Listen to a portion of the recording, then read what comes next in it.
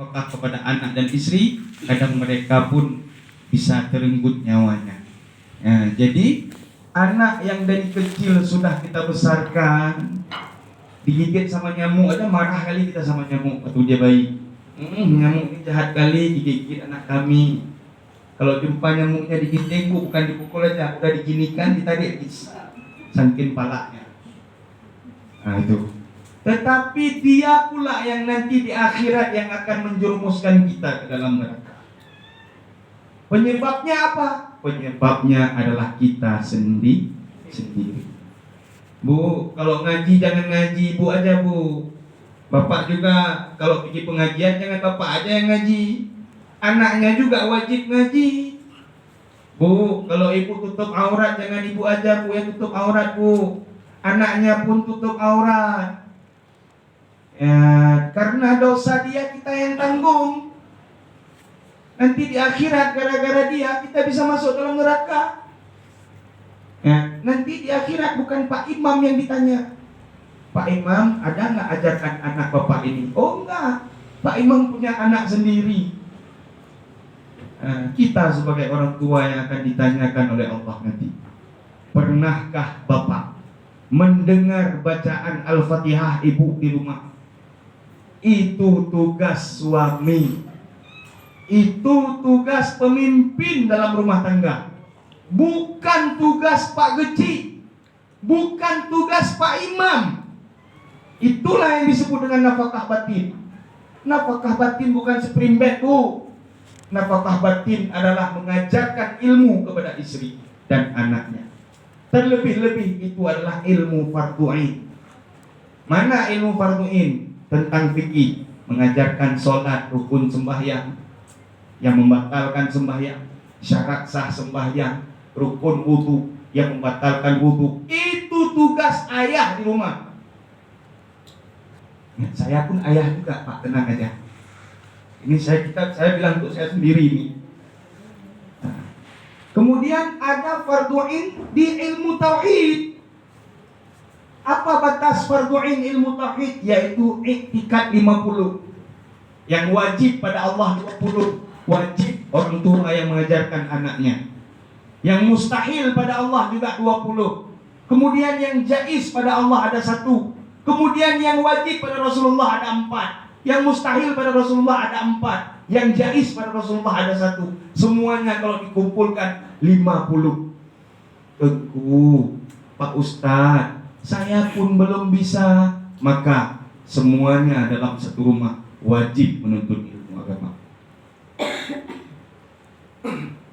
Kemudian ada lagi fardu ain dalam ilmu tasawuf.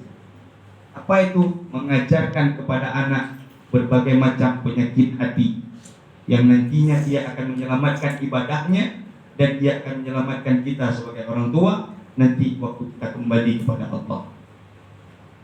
Hakikat orang mandul, bu, maaf kalau di sini memang ada yang belum punya keturunan, mohon maaf. Hakikat mandul bukan tidak punya anak, bu. Ya, hakikat mandul bukan tidak punya anak. Hakikat mandul adalah orang yang punya anak, walaupun anaknya banyak, tapi satu pun anaknya tidak bisa menolong dia di saat dia kembali kepada Allah. Itu lebih parah daripada orang mandul. Betul bu? Jangan takut-takut jawabnya bu. Betul, takbir nanti saya suruh. Ibu-ibu yang dirahmati oleh Allah Subhanahu wa ta'ala, Allah berfirman dalam Al-Quran, wa zakir fa inna zikra tanfa'u lil mu'minin. Ingatkanlah bahwa sesungguhnya mengingatkan bisa menjadi manfaat bagi orang-orang yang beriman. Saya yakin dan saya jamin ibu-ibu, bapak-bapak di sini semuanya beriman. Maka di saat orang beriman mendengarkan nasihat, itu akan menjadi perubahan bagi dia, akan menjadi pelajaran bagi dia. Modal utamanya adalah iman. Bukan hanya untuk orang yang hidup, orang yang mati pun dikasih nasihat bu. Sebelum Pak Imam pulang ke rumah setelah dikebumikan, kan ada bacaan talqin itu. Marrabbuka wa man nabiyuka, wahai ibu Fulan binti Fulan, nanti akan datang 2 malaikat kepadamu, akan bertanya kepada kamu, jawablah dengan lisan yang fasih, i'tikad yang sahih. Allahu Rabbi, jawab nanti. Marrobuka itu nasihat bagi si jenazah. Kalau jenazahnya orang beriman, maka dia dengar apa yang dibilang sama Pak Imam di atas. Tapi kalau dia tidak beriman, jangankan mati, hidup pun tidak mau mendengarkan nasihat. Ya. Jadi golongan pertama yang tidak Allah masukkan ke dalam surga, walaupun rajin beribadah, orang tua yang tidak mengajarkan anaknya ilmu dan tidak mengajarkan akhlak kepada anaknya. Besok bapak sama ibu di akhirat mungkin mudah-mudahan kita mohon kepada Allah masuk surga. Ya. Kemudian nyusul anaknya. Bapak-bapak sama ibu-ibu sedang senang dalam surga, sedang main-main dalam surga, sedang bergembira dalam surga. Tiba-tiba malaikat memanggil, ada pengumuman kepada Bapak Pulan bin Pulen, kepada Ibu Pulan binti Pulen, tolong keluar dari surga karena di pintu neraka ada yang tunggu. Kita sedang main-main di sana di surga, tiba-tiba di pintu neraka ada yang tungguin. Ditanya sama malaikat, Pak, ini betul anak Bapak? Betul malaikat. Bu, ini betul anak Ibu? Betul malaikat. Kenapa anak kamu nggak sholat? Di sana dia jawab padanya. Kalau di sini dia malu, di sana tetap akan dijawab. Ayah saya nggak pernah suruh saya sholat. Apa loh? Kenapa Pak nggak suruh dia sholat? Sibuk saya malaikat. Saya banyak proyek malaikat waktu di dunia. Saya banyak kali usaha malaikat, sehingga anak titipan Allah tidak pernah diajarkan ilmu agama, tidak pernah disuruh sholat. Maka ayah dan ibu masuk ke dalam neraka gara-gara anak. Akhirnya bersama-sama masuk dalam neraka. Satu fakultas, lain jurusan, sama anak. Tuh penyebab pertama bu, golongan yang tidak akan Allah masukkan dalam surga. Ini sama-sama kita introspeksi diri bu ya. Saya ngomong kayak ini, saya pun bilang untuk diri saya sendiri, saya bukan bagus sekali, saya manusia juga, tidak luput daripada kesalahan. Kadang salahnya baik sengaja maupun nggak sengaja, salahnya terlihat ataupun tersembunyi. Kalau sama manusia bisa kita sembunyi pak kan, tapi kalau sama Allah itulah jadi ya, ilmu tauhid. Aliman, Allah maha mengetahui baik yang tersembunyi maupun secara yang zahir. Allah tak tahu. Jadi bu, pak, ajarkan anaknya di rumah. Tengku, saya nggak bisa tengku. Kayak mana saya mau ajarin anak saya aja belum bisa. Jadi pepatah orang Aceh dulu mengatakan, musuh memang hanjit puput gedro, kan? Upah tengku puput anak. Upah itu kan gaji orang untuk mengajarkan anak kita. Tuh, disuruh gaji. Nanti jangan bilang nanti tengku minta apa? Minta uang ngaji dibilang tengku jual ilmu. Enggak, memang seperti itu disuruh. Bu, orang ngaji di kuburan aja tuh boleh dipatokkan tuh. Kan ada istilahnya ngaji-ngaji di kubur itu. Jangan ada duit 2 juta kasih untuk orang ngaji di kubur. Bapak aja ngaji di kuburan mama saya kasih 5 juta mau. Belum tentu bisa. Tuh, ini ada duit sedikit suruh ngaji kita di kuburan orang tuanya. Itu belum tenang-tenang aja kalau malam tuh.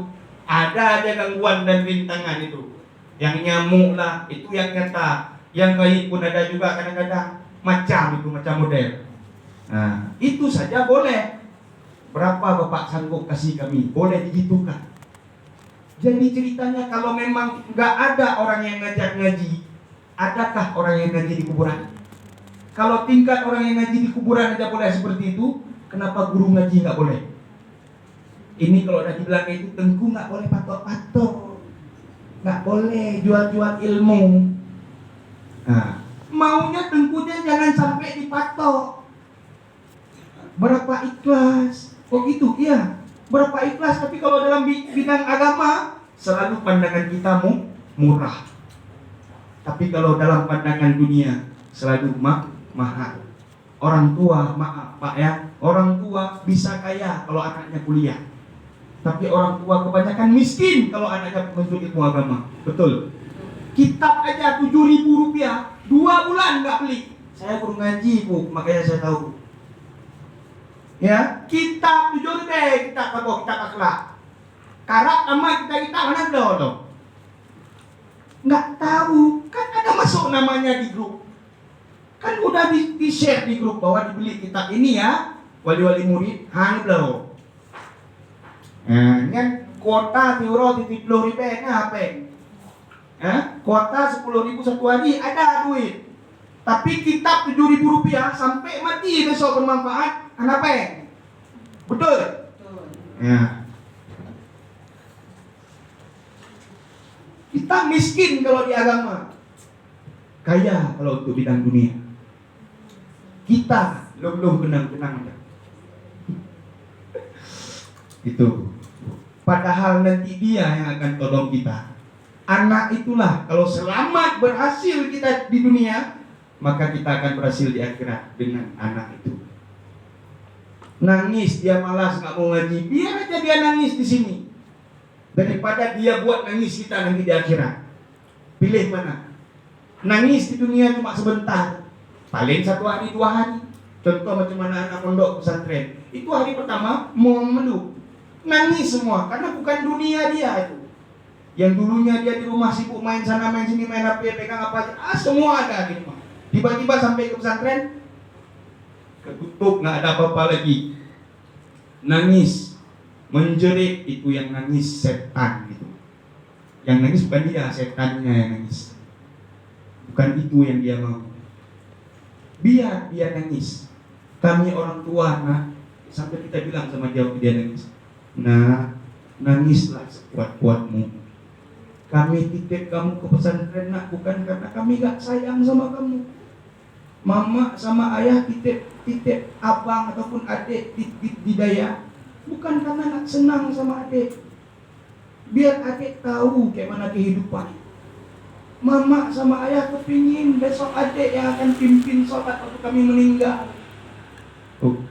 Kami kepingin nanti kalian yang mandikan jenazah kami.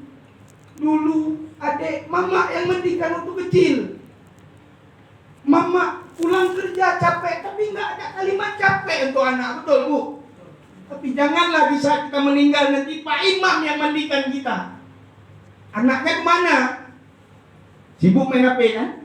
Maklum ke mati, kirim. Bukan sibuk sama jenazah orang tuanya dia. Sibuk dia terima tamu. Tamu itu mencari manfaat sendiri, dia datang menjenguk orang meninggal. Dia bertakziah kepada orang meninggal, gak ingin minta pahala. Nggak payah kita suruh pun pasti dia datang, karena manfaatnya untuk yang datang. Anak nggak mesti terima tamu. Itu terakhir tuh. Dalam hitungan jam, 2 jam lagi tidak akan pernah berjumpa lagi dengan wajah nanti, dengan wajah ini. Kalau anak kita ada pendidikan agama, Bu, sejahat-jahatnya dia, mungkin ya, kalau kena orang tuanya meninggal dunia, pasti sambil dia mandikan jenazah kita, tidak ada hati anak yang tidak pecah, hancur di saat melihat orang tuanya sudah tidak bernyawa. Betul. Benajib bandit. Tentara kita tengok di HP itu, tentara pulang dengan garang, dengan gagah. Begitu tahu orang tuanya meninggal, dia campak tasnya, lembek di depan orang tuanya meninggal. Padahal cukup garang orangnya. Tuh. Sambil dia mandikan kita, teringat dia, dibilang dalam hatinya sambil berkata-kata, "Ma, dulu mama mandikan adik. Waktu kecil mama mandikan adik. Sekarang adik mandikan mama." Itu arwah itu kan Pak Imam yang dipanggil. Dia anaknya yang dicari. Sambil dia bilang, "Nah, mandikan mama sebentar nak." Bukan orang lain yang dia cari, anaknya yang dipanggil. Begitu juga orang tua yang laki, ayahnya, tetap anaknya yang dicari. Kemudian dia pakaikan baju kita, terakhir baju kain kafan. Sambil dalam hatinya dia berkata-kata, "Ma, Dulu mama tiap hari beli baju untuk adik. Nah tuh, tiap hari mama pakaikan baju adik. Hari raya kadang mama tiap hari beli baju untuk adik. Walaupun mama gak beli baju, yang penting adik dibeliin. Karena hati orang tua gak mau sedih lihat kawannya pakai baju baru sementara dia gak pakai baju baru. Betul Bu? Walaupun kita gak ada, yang penting untuk anak. 10 anak bisa dirawat oleh satu orang tua. Tapi 10 anak belum tentu bisa merawat satu orang tua. Hari ini mungkin kita belum pernah membalas jasanya waktu di dunia. Kalau memang bapak-bapak dan ibu-ibu masih ada orang tua masih hidup, berbaktilah. Ya, berbaktilah. Mau kayak mana modelnya, berbaktilah. Mungkin ada pertanyaan, Pak Ustadz, orang tua saya cukup rewel, udah tua, udah pikun. Apa yang ada dibuang? Dulu kita waktu kecil lebih parah dari itu. Ya. Kita rawat dia, dosa kita akan gugur. Jangan mengeluh. Kalau memang orang tuanya sudah tiada, nah seperti tadi, sama-sama kita kirimkan doa. Bu, setelah baca Al-Fatihah, setelah sholat, jangan langsung amin. Di situ sunnah berdoa. Ghairil maghdubi 'alaihim waladdallin. Rabbil firli wa liwalidayya. Amin. Berarti dalam sehari semalam berapa rakaat sembahyang Bu? 17. Berarti 17 kali baca Al-Fatihah. Berarti 17 kali kita doakan orang tua kita kalau ada sholat. Kemudian setelah sholat lagi nanti berdoa seperti tadi. Jangan lupa berdoa ada pakai biaya Bu. Berdoa untuk orang tua ada pakai modal, ada pakai duit, ada pakai capek. Enggak kan? Dulu orang tua kita beli baju, beli pampers pakai duit. Sekarang enggak ada lagi itu semua. Tinggal kita doakan saja. Mudah-mudahan kita yang pertama ini tidak termasuk anak yang tidak membalas budi, anak yang tidak menjadi anak yang tidak dididik oleh orang tuanya. Kita mudah-mudahan di sini anak-anak yang selamat dididik oleh orang tua kita. Dan kalau kita sekarang sudah menjadi mama, ingat dulu kita juga seorang anak. Ayah-ayah sekarang ini sudah jadi bapak-bapak, abu-abu, walid-walid, abun-abun. Dulunya kita pun seorang anak. Ya, supaya anak kita balas jasa kepada kita juga balas jasa terhadap orang tua kita. Walau dia sudah tiada, tidak ada kata terlambat dengan Allah Subhanahu wa Ta'ala. Yang kedua, masih sanggup dengar Bu? Kalau enggak angkat tangan ya. Yang kedua, kita akan Allah masukkan ke dalam syurga walau rajin dia beribadah. Yang kedua, golongan yang tidak mencintai ilmu, enggak cinta sama ilmu. Dan ahli ilmu, siapa itu? Ulama. Orang yang enggak senang sama ilmu agama dan enggak senang sama orang yang ngajar ilmu agama. Ada enggak model kayak itu di kampung? Banyak. Bacut gelat kepeng di tuku. Nyan menyanyi 3 minggu menyanyi. Kata kago kayak pegang. Tinggunya kago peng begitu. Aduh, itu kipe. Mati demo tak bohu itu kipe. Kun lam kedengku. Padahal kalau disuruh ajarkan sendiri dia belum tentu bisa. Tapi ada tengku di kampung ini yang mau mengajarkan. Kita nggak mau melepaskan dia daripada kewajiban. Kita ini kewajiban kita yang mengajarkan anak, tapi sudah ada tengku yang melepaskan kewajiban itu. Aten jungkat keng gegean dalam titi urang. Tengku ya. Misalnya tengkunya bawa proposal mau buat balai pengajian. Wah, tengku buat proposal. Nggak iya lagi, udah tengku dunia. Dia udah nggak bantu, orang bantu gitu. Entah ada rasa satu kebanggaan di saat dia sudah menghina orang ngajar ngaji. Bangga mungkin. Oh, tengkunya ni yang ngelong meleng-leng di mata tekan. Long jangan kan tengku mak mana budi menaikkan loh. Tahu Bu bahasa Aceh Bu? Ketengku kena tu, anak tempat itu tengku. Anak kita tempat tengku itu, tapi kita ngejek tengku itu. Kan sama seperti suami istri di rumah. ribut tiap hari berantem, tapi setiap tahun lahir anaknya. Pakai lah, mau TikTok, lahir ni lebih-lebih. Yang kamu pakai ke apa, yang lahir ke apa, yang kekun ke tengku ke apa, yang anak ke apa, dia ajar tengku. Tu kadang-kadang dicubit sama tengku sedikit. Kayak lapor pak. Kok pada orang sikit dipukul sama tengku. Kadang memang anak kita jangankan tengku, tanya matang krebo di rumah. Guru ngaji sekali punya anak 20, 30 bahkan 50 setiap malam. Bapak-bapak, ibu-ibu pernah nggak punya anak 50? Enggak, di rumah paling 2 ataupun 5. Guru ngaji 50 roh di malam anak tu. Termasuk anak kita. Tu belum yang sebesar-besar ini. Tengku, kami sak kencing. Apa dong? Ya kan? Tengku, kita ada jakrong lo. Tengku, icap pentil lo. Tengku, oh maha ya Allah. Nyan lagi nanti malam tu pernah tanya, tapi tak tengkun je. Kiban bro kaya ni orang ni. So Fir'un kan tanya, macam jauh kan?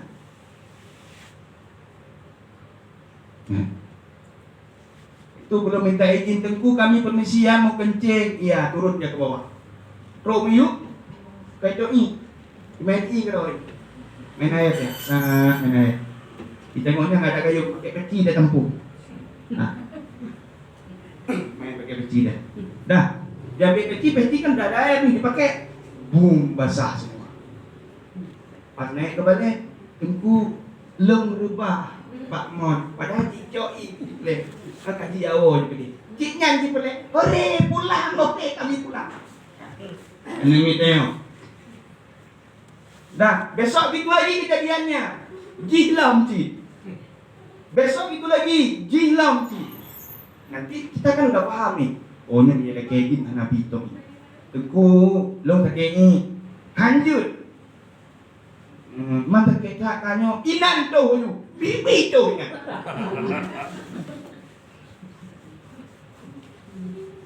Akhirnya bukan dia sendiri aja yang pulang. Semua pulang gara-gara dia sendiri. Udah becek kencing semua ke mana? Itulah keluh kesah seorang guru ngaji. Kalau bisa, kalau ada biaya, ada tengku-tengku yang belum pergi umroh, juga punya umroh juga pakai. Tepat yang kita pun juga tengku umroh. Hana rupa yang lejuknya. Nya, nak ada tengku umroh aku saya tengkunya. Pada nengai rinci tengok banyak dong yang teman-teman. Tengku itu yang mandikan kita sebagai anak aja nggak mau. Udah kan kaluat ke rinci, belum mati. Ya. Ibu-ibu yang dirahmati oleh Allah Subhanahu wa taala, cinta kepada orang alim sama dengan cinta kepada Rasulullah. Kita ngomong sama orang alim seperti ngomong dengan Rasulullah. Pergi ke rumah orang alim sama dengan kita seperti berkunjung ke makamnya Rasulullah. Kenapa? Lewat lisan mereka lah kita kenal dengan Nabi Muhammad sallallahu alaihi wasallam. Itu yang kedua. Yang ketiga, satu lagi Bu, kenang aja. Kalau udah tiktok sabar satu lagi ya. Yang ketiga,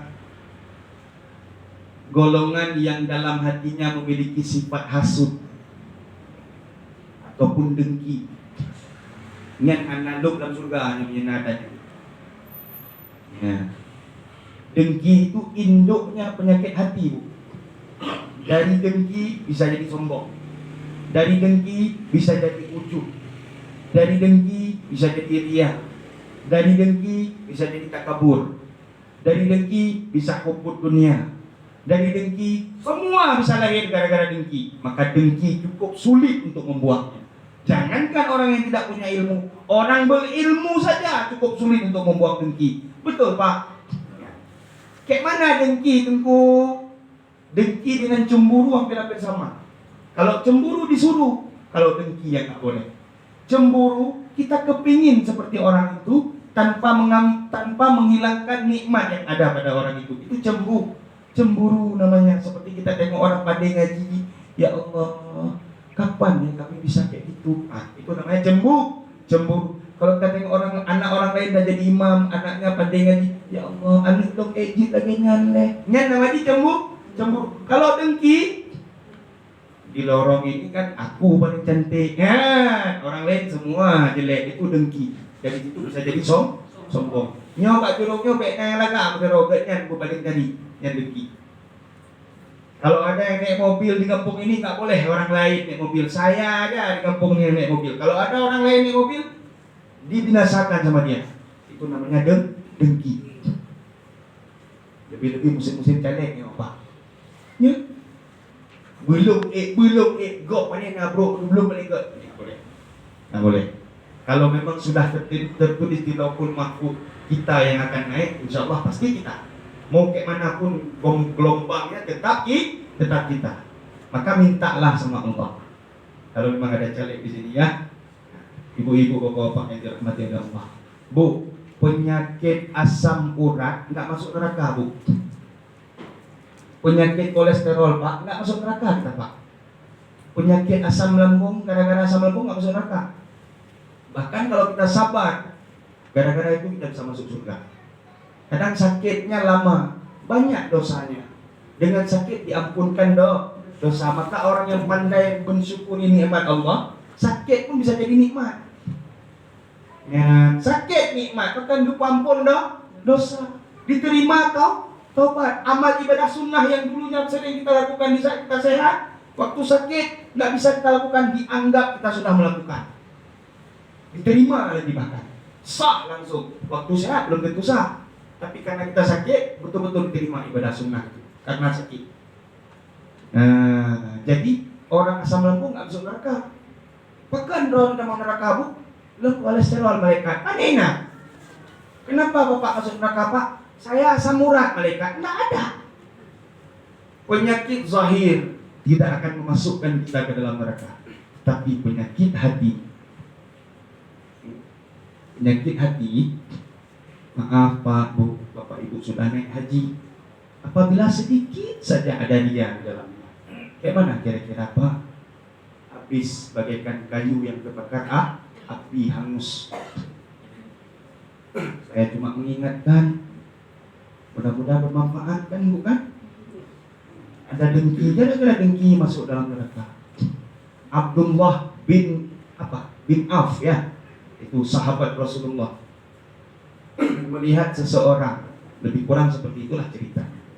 Melihat seseorang yang ditunjuk oleh Rasulullah di saat dia pulang hendak setelah sholat berjamaah, ditunjuk sama Rasulullah, itu penghuni surga. Besok itu lagi, itu penghuni surga. Besok itu lagi, jumpa lagi, itu penghuni surga. Jadi sahabat Rasulullah ini agak heran, kok bisa dia ditunjuk penghuni surga. Jadi sahabat Rasulullah ini menjumpai seseorang yang dipilih oleh yang ditunjuk oleh Rasulullah penghuni surga. Dia mohon izin kepada orang itu, dia kepingin nginap di rumahnya karena dia sedang cekcok sama istrinya di rumah. Padahal bukan itu, Bu. Dia mau periksa amal ibadah apa yang dia lakukan sehingga Rasulullah tunjuk dia penghuni surga. Dia tengokin, nggak ada, kayak biasa-biasa aja. Sholat malam tahajudnya pun nggak ada. Dia cuma melaksanakan yang 5 waktu saja. Zikirnya pun nggak banyak.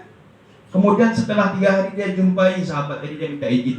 Sebenarnya saya nginap di rumah Bapak bukan karena saya ribut di rumah, bukan. Karena Bapak berapa hari ini tunjuk kepada Rasulullah sebagai penghuni surga.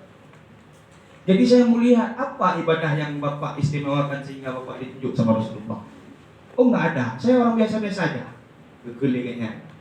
Di akhir baru dikatakan sama sahabat itu, sama penghuni surga tadi, satu yang mungkin tidak ada orang miliki seperti saya miliki. Apa itu? Boleh amal ibadah saya itu tidak banyak seperti amal ibadah orang lain. Saya zikir pun tidak hebat seperti zikir orang lain. Tetapi satu, saya selalu di dalam hati saya tidak pernah dengki terhadap nikmat yang Allah berikan kepada orang lain. Itu ditunjuk sama Nabi masuk surga. Tahu nggak kayak gitu, Bu ya? SOS bukan? Susah orang senang, senang orang susah. Misalnya ada tetangga beli kulkas baru, Bu, Kita demam di rumah, kita yang menggigil, dia yang beli kulkas, hanya video tu, mati. Pakai tetangga itu kulkas bawa pintu dan tok kan, hau dalam tu. Kita yang demam. Kemudian tetangga beli kereta baru, kau nama kan? Tetangga beli kereta, kita nama. Kemudian tetangga yang beli kereta tadi 5 hari kemudian menjenguk kita di rumah sakit yang tadi susah tengok orang senang. Kenapa ibu telat kali jenguk saya? Ibang sama ibu yang nama tadi. Kayak gini ceritanya, kan dicerita lagi. Ceritanya 2 hari yang lalu saya ke Medan sama bapak. Ngapain bu? Dia sakit tuh. Di Medan bapak rupanya ambil mobil di sana. Mobilnya warnanya ini. Itu udah meninggal orang dengar. Karena dia meninggalnya. Tetangga beli mobil, kita yang meninggal. Itu namanya dengki. Hasil daripada dengki. Berarti 3 macam bu ya. 3 macam penyebab kita nggak masuk surga. Walaupun ahli ibadah. Pertama, apa bu? Ingat bu. Tidak mengajarkan anak agama dan akhlak. Yang kedua, apa bu?